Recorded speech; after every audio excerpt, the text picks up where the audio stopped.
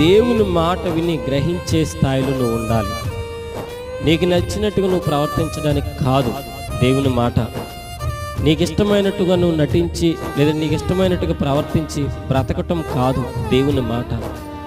ఆత్మీయమైన పాఠం నేర్చుకోవడానికి, ఆత్మీయమైన ఉద్దేశం నేర్చుకోవడానికి, ఆత్మీయమైన ఆలోచన నేర్చుకోవడానికి, ఆత్మీయమైన సంకల్పం నేర్చుకోవడానికి, ఆత్మీయమైన సంకల్ప ఆలోచనలో నడవటానికి దేవుడు అంటున్నాడు, నువ్వు నా మాట విని దాన్ని గ్రహించాలి అంటున్నాడు. హల్లెలూయా.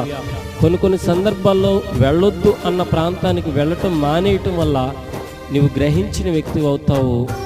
దేవుని యొక్క సభలో నీవు దేవుని ఎదుట నిలబడిన వ్యక్తిగా ఉంటావు. కొన్ని సందర్భాల్లో చేయొద్దు అన్న పని చేయటం మానేయటం వల్ల దేవుని సంకల్పానికి తగినట్టుగా నడిచిన వ్యక్తిగా ఉంటావు. దేవుని సభలో నిలిచిన వాడుగా